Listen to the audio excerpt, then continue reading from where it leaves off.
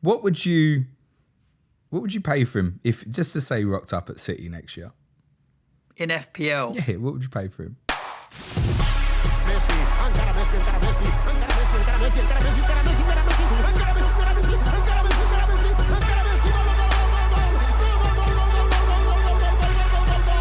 The Fantasy Football Show. Good morning, everybody. Welcome to the People's Poll, the show each and every Monday from Planet FPL, where we discuss a topic of your choosing. My name's Suj. And my name is James. Monday morning, Storm, Kira, fucking name of the storm. All the girls Storm, called Kira in the world are having meltdowns, mate, because no one can pronounce their Kira names. is spelled as in Keira Knightley. How are you, Keira Knightley? Because she listens to the show, obviously. Not Kiara, however they want to spell it. It's like Irish spelling, isn't it? Is it? It's not an Irish girl called Kira. She Fair play. had a lovely sister. It is a nice name, mind. Is hopefully not too bad wherever you guys have been. Everybody stay safe if you're in Manchester or in the north or wherever. It's been blowy as hell. So yeah, it's been cold. Why specifically Manchester? Because that's where the game was cancelled, postponed yesterday. Apparently it was bad, wasn't it? Listen, there'll be an event in Manchester in 12 days that will definitely go ahead. Yes, there will be. Despite there only being 3 games this weekend, there's still talking points from the old FPL world. Lundstorm, I've seen talked about. Yeah. Do you know the irony with Lundstrom from the weekend? For people listening, obviously will know that he came off the bench, scored, despite being, I don't know if he was the most transferred out player, but he must have been up there as one of the most transferred out players. Was that it wasn't that many people that sold him. The majority benched him. And because Man City's game is postponed, the likes of KDV and stuff, everyone's picking up his 7 points anyway. So it ended up just business as usual with Lundstrom. What's important to say, and we'll do it more on the main podcast this evening, is that game could still happen in game week 26. I don't think it will, but it also wouldn't surprise me if there was a rearranged date of, say, next Tuesday or Wednesday on the 18th or 19th. If that's the case, I presume we would have an announcement today. Interesting to see. But that's all stuff that we will be talking about in our main Planet FPL podcast, which will be with you at 7, 8 tonight, something like that. In the meantime, for People's Poll, you put a poll out yesterday, as we do on a Sunday, with some interesting options. I voted for the winner, so I'm happy with that. So did everyone else. Whenever you send it, I don't know if I was thinking yesterday, should I be voting in my own poll? But I suppose the Prime Minister votes in his own elections and stuff, so fair play, you're allowed to have a vote. Yeah. 1 vote per person. Plus, you very rarely have any contribution towards what the topics are. Yeah, true. What did we have this time? Game 39. It was something that got mentioned a few years ago to mass condemnation from just about every football fan in this country. The idea of having a 39th Premier League game and that game being played overseas, be it in Asia, America, Africa, wherever. Yep. And I just thought with a new appointment of a new Premier League chairman, it was something that was potentially going to get discussed again. So I thought it was something that we might cover. I would be so dead against that idea. I wouldn't add an additional game. I don't mind moving one game overseas throughout the course of the season. I think in the way the NFL have been doing and what have you, to take the game to a wider global audience. Well, it's interesting that, say, Copa del Rey, not the Copa del Rey semi-finals, the Super Copa, their Community Shield, if you will, was extended to a 4-team tournament and was played in Asia. Yeah. Basically over their winter break. The interesting thing with American sports that are coming over here, for example, is that things like basketball, American football, baseball, let's be honest, only Americans really play those sports.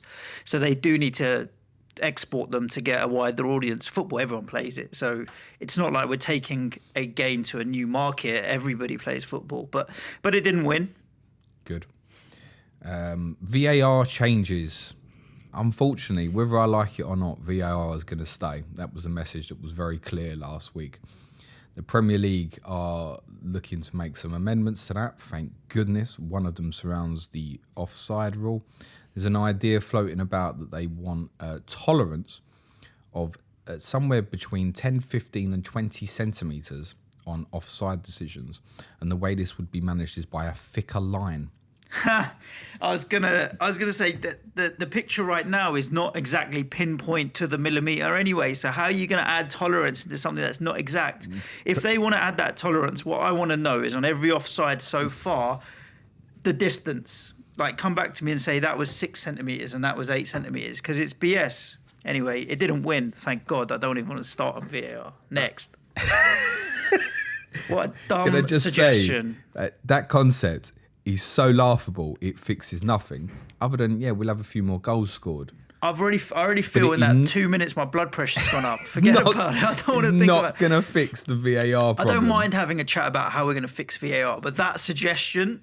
Can you imagine it next year? It's just dumb. No. Go left. That's 19 centimetres. Can you imagine it? Isn't it really not going to fix anything? It'd be worse, man. If it's not clear offside to the naked eye, it's not offside. That's it. Done. That's the way to manage it. Scrap your lines. The summer transfer window has been moved back to a deadline of September the 1st. Give us a bit longer. Which the Premier League has also announced that the opening day of next season is August the 8th. Mm-hmm. Which means I presume we'll have 4 fixtures before the summer transfer windows in the 2020-21 season.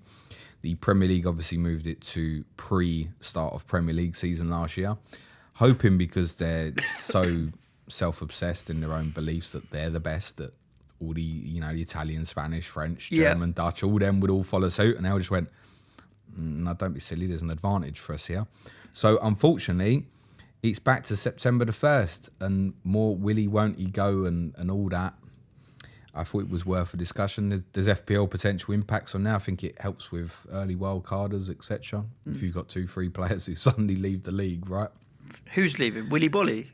Why are you talking about Willy Bolly again? You said Willy, won't you go? Strange humour. Willy, won't he go? The winner, Willy Bolly, won't he go? The winner of the vote is someone who has a great willy, I should imagine. Is the great Lionel Messi. And is he about to leave Barcelona? So there was a few stupid memes mocked up on Twitter on the weekend. It probably is every weekend, but this time they were circulated a little more around this and him being mocked up in all sorts of Premier League shirts and stuff. I saw Manchester United obviously there, but have you seen Messi live? Yes. How many times? Well, competitively twice. Yeah. I've also seen him in a couple of friendlies as well. I saw him once in Barcelona, and it was my brother's stag do. We hadn't actually we hadn't planned to even go to the game, but we just woke up one morning. It was 10 or 11 o'clock in the morning on a Saturday, thinking, look, we're in Barcelona. How can we not go to the Nou Camp? Ended up picking up some tickets. But obviously, it's an evening kickoff. It was about 7 o'clock or something. Wasted. Couldn't remember hardly anything because it was a stag do. So we'd been on the booze all day. But even then, it wasn't a great game that we went to watch. Up in Barcelona, we ended up winning 2-0. But class oozes out of that guy every which way. I mean, we will come on to it in a bit more detail, but he's far and away the best footballer I've ever seen. Yeah, agreed.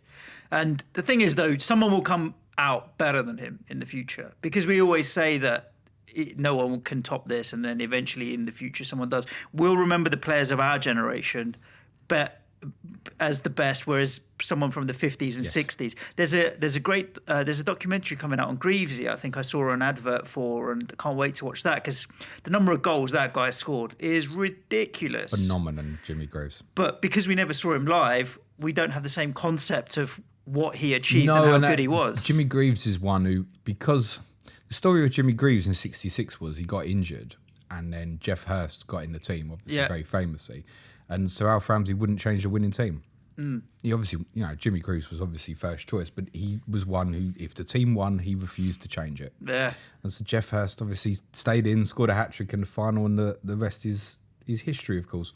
But Jimmy Greaves was like, it was ridiculous, like 44 goals in 49 games for England or something. Mad. And the guy was a heavy drinker, a smoker, gambler. It didn't matter, mate. Maybe we get off on a tangent, but maybe once the documentary's out, we'll do a little mini special on him. But Messi tell us the situation in terms of contracts and stuff, because you said he could leave in the summer on a free. So this was the bit that caught my attention. I think bottom line, let's say we don't think he'll leave Barcelona. What picked my attention up was this story that got leaked, because there was news early last week that he'd had a mass bust up with Eric Abidal. People remember as a former teammate of his at Barcelona, who's now the technical director. So Eric Abidal had made some comments about the players not putting in enough effort for Ernest Valverde, who's now been sacked as manager. And Messi came up with a very strong reply on his Instagram account, which is huge. Like, it's far bigger than Barcelona's Instagram account, for example. Yeah. He said, those in charge of sporting direction should also face up to their responsibilities and above all take charge of their own decisions. When you talk about players, you should give names. Otherwise, you are tainting everyone's name and feeding rumours which are not true. Imagine if he said, do you know what, Leo, it's you. That would have been interesting. Because if there's a criticism of Messi, it's that sometimes, particularly in certain away games, he does go on the quiet side. I mean, if there's a criticism of Messi, he's been amazing for that club. So he's had a bust up with Abidal. Yep.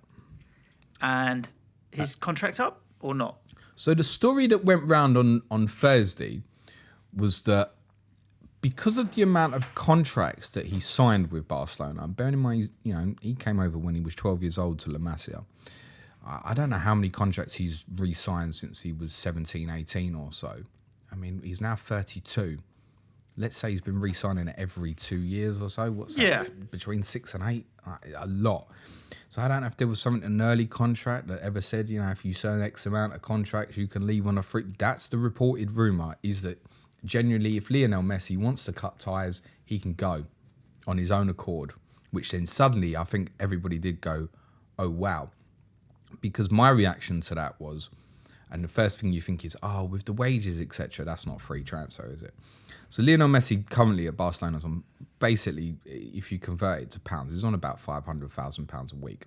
Yeah. And there's obviously been a lot of debate on tax dodging potentially in Spain. But I guess once you equate English tax, he wouldn't be raking up nowhere near as much money here as he is in Spain, I shouldn't think. So he would obviously command a huge sum in terms of salary. I don't think it's irresponsible to even suggest that if he came to the Premier League, £1 million a week. Messi, you used an interesting phrase there. You said that it's obviously not a free transfer because of salaries. Commercially, you'd be in profit, mate. Forget about it. If West Ham stumped up £1 million a week for Messi, I wouldn't even argue with it. 50 million a year for a 2-year contract, 100 million. We'd make way more than that in commercial deals. That's triple. On my stream on Friday afternoon, that's Triple. Exactly what I said. Forget that. What would be made in commercial endorsements would so supersede that salary that it really would be a free transfer. Yeah. You would have Lionel Messi on your books and he'd be costing you absolutely nothing in transfer fee or salary because he will make it all back for you. Yeah. Yeah. Easy. And then you think... The issue is where's the drop-off in form and performance? Because he is now, 32? He's got a couple of years left in him, but he will drop off. And the Premier League's very different to... I think because of his technical qualities, he's got as long left in the game as he wants. I don't think... And in terms of character as well, I don't think there's any suggestion. When you look at Ronaldo in terms of specimen, like the guy he still looks like he's 28 or so. Yeah. He's just unbelievable player. And you don't get that feeling with Messi, with his one leg slightly bigger than the other. And even has days where you think, has he put on a bit of timber? And then he gets on the ball and he goes, does it even matter? But yeah, that's the point. And I think that's where it would pique interest. And you go, well, I don't know. And you start thinking about City, don't you? And the challenge is financial fair play here now. The season they've had, but then what? If they're making it all back commercially, it's not... Perhaps it doesn't come into play. It doesn't matter. Then there was on Friday morning... Pep, Messi's connection. Exactly. Ooh. Exactly, right? Then on Friday morning, there was large rumours that went around social media that United were going to get very serious about this. Now, since I kind of said on the stream on Friday, yes, it will go in the poll, every insider seems to say, look, forget about it. it's not happening. He does want to stay at Barcelona. It's been blown out of proportion. And I think the general feeling is, going back to money, that this has probably happened before, and it's all about salary. Similar to the Rooney situation back in the day and what have you. Rooney essentially squeeze out a few basically extra went on quid. strike at Manchester United, didn't he? It was an incredible one to look back on. So I think, look, we all think he's going to stay at Barcelona, but it certainly caused up a very interesting debate, and it just allows us to talk about the footballer a little bit. But do you think he should leave? No. I think they're not in a great place, Barcelona. I do feel like, you know what, he's given that many years to one club. He's won everything that he possibly could win repeatedly, not just once. I don't know if he would end up having regrets of not at least tried a different country or a different league or something in his career rather than being a one club. So in 2016, when he won the Ballon d'Or, he was For about 10th time. Yeah, I can't remember how many times him and Ronaldo shared it. 6 or so, I think. He was Only asked... 6 between them? It's like 12 years in a row or something. Okay, 6 each, you mean? Yeah, okay, I something understand, like I that. understand. Yeah. He was asked if he would stay at Barcelona the following year, and for the first time he'd said, I don't know where I'll be playing next year. Right. And the Manchester City correspondent at The Athletic, Sam Lee, he believes that in 2016, Messi approached Manchester City to join them. Right. And was very serious about it. Remember, that's the summer that Guardiola joined Man City as well. Right, yep. And he thinks that the only reason Messi stayed at Barcelona was because Luis Suarez convinced him to stay. So for some reason on that occasion, it did come up that there was a serious possibility that Messi would be on his way. But I think all top players at some point will get their head turned with stupid amounts of money and ridiculous offers and that kind of thing. I mean, it happened with Rooney, didn't it, really? When he went on strike or whatever, yeah. So. Since then, he said, and this is not a recent quote, I'm certain that Barcelona is the only team I'll play for in Europe. I've always said I would like to play in the Argentinian football. I'm not sure if it would happen, but I keep it in mind. It could only be at Newell's Old Boys. That's the club that he was with as a kid. Yeah. I would like to do it for at least 6 months, but you can never be sure of what happens. In my opinion, other than a super winding down of contract money day in an America or a Qatar or something like that, I think the only club that Messi will leave Barcelona for is Newell's towards the end of his career. That's the only thing I'm in see. agreement. I don't see him coming anywhere other than Barcelona. I think there's just too much history now. Way too much history from growing up as a kid there. He's about, as well, I think it's about 25 goals short of Pele's record for most goals for one club. Right, okay. So Pele was obviously for Santos. Messi's about 25 goals short. Probably of by that. the end of the season, that'll be done and dusted without By March. a doubt. Yeah, fascinating. I'm probably, 90% of me thinks he's not going to leave Barcelona. Yeah, I can see in the twilight of his career he doesn't move like his boyhood club or whatever. But then there is still 10% of me that thinks, do you know what? Someone could make a big money offer. Something could happen like this Abidal stuff that might force it through. I don't know. He struck me the last few years as though he's becoming quite unhappy. Like the beard suddenly came on. Is that a sign that someone's I don't know. unhappy? I just feel like since he started having kids and that, he's been a bit more touchy about things. Because one of the things about him was probably in his youth up to about 25 was he looked like he was enjoying it so much as well. Yeah. And I feel like that's gone away a little bit in the last few years for whatever reason. I mean, clubs go through cycles. The players that are around him obviously change. I mean, Barcelona with Xavi and Iniesta and without are just completely different. That team with Xavi and Iniesta at that time were unbeatable. They were so good. And it's hard to replicate those players around you, feeding you the ball and making the runs and just that level of telepathic thinking that they seem to have between them. They were animals, mate. Well, that performance in the 2011 final against Manchester United at Wembley is one of the best the majority of us will have seen in a high-profile game like that. There was United couldn't get a glove on them. Floor with them, mate. Not even a glove. That was real boys versus men's stuff that day. As a neutral, it was like a pleasure to watch. I felt so. My favourite ever Tottenham defeat is basically, other than Bale's hat trick in the San Siro, is the game against Barcelona at Wembley last year. Yeah. Turn up, and for years, for me, every time we had a Champions League draw, I was like, I want Barcelona, I want Barcelona, I want Barcelona, because it got to the point where I knew I had to go out to Barcelona and see him, but if I could do it with Tottenham, that's what I really wanted to do, and I got the chance to do it.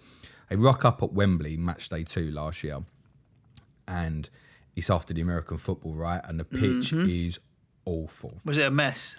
Awful. First thing Messi does, minute and a half into game, jinks past someone and plays the most beautiful pass in behind, and Coutinho ends up scoring. And already at that point in the game, you're going, oh.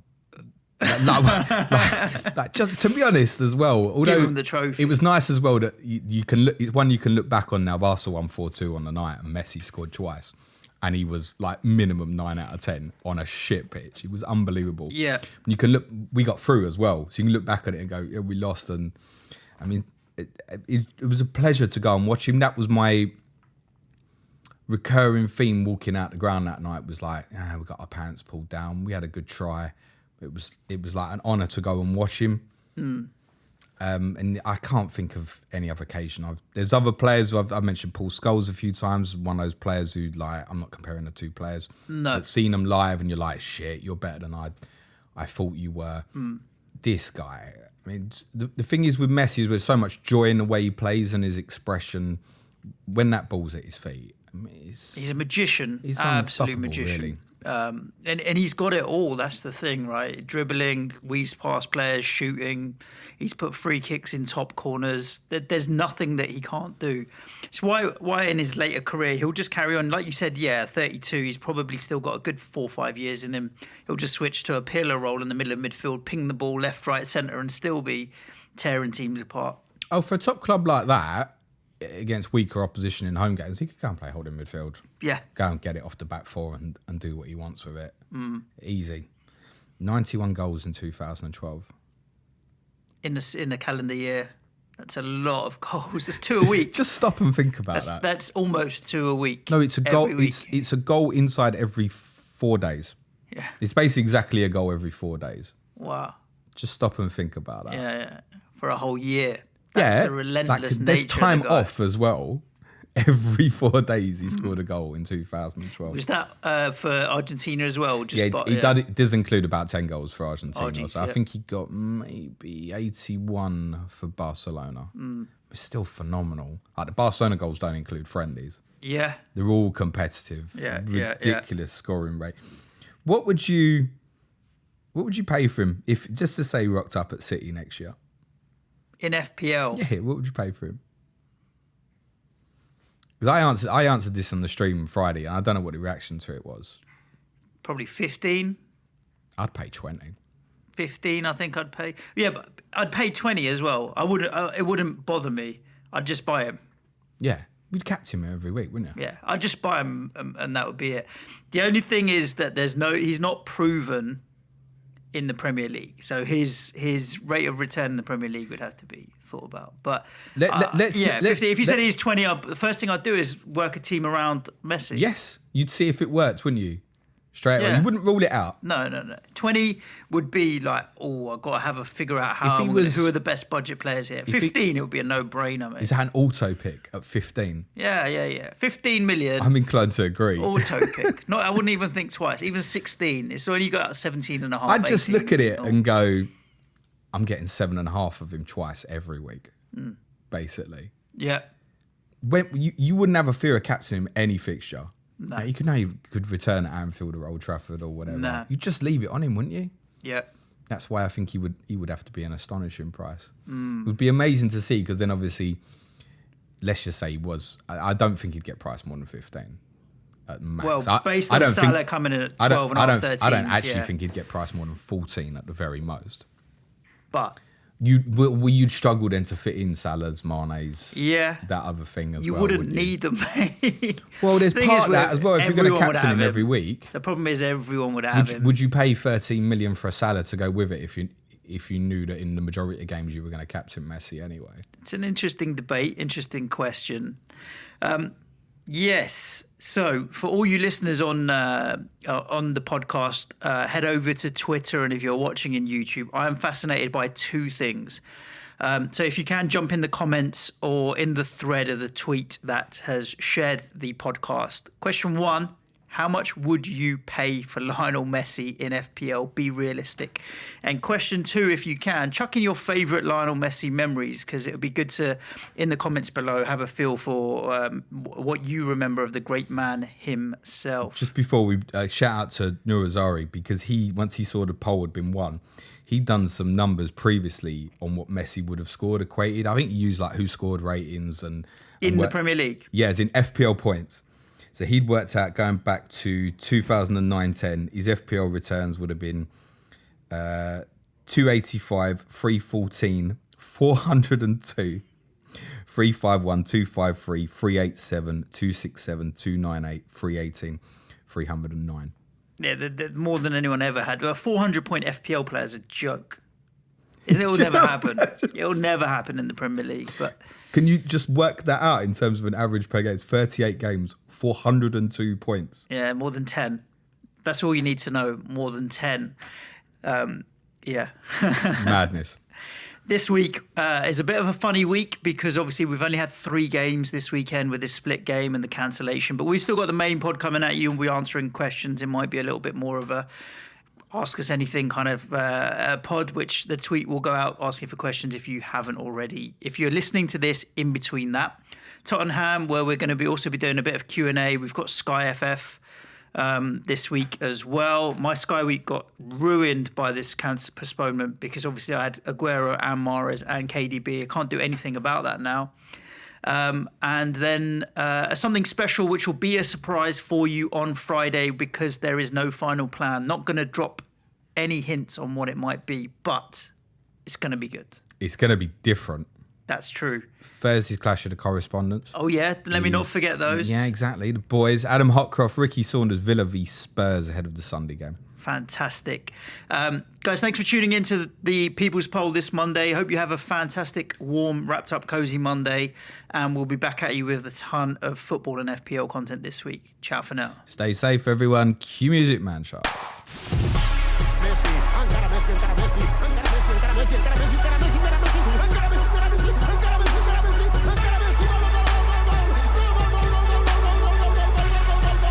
The Fantasy Football Show.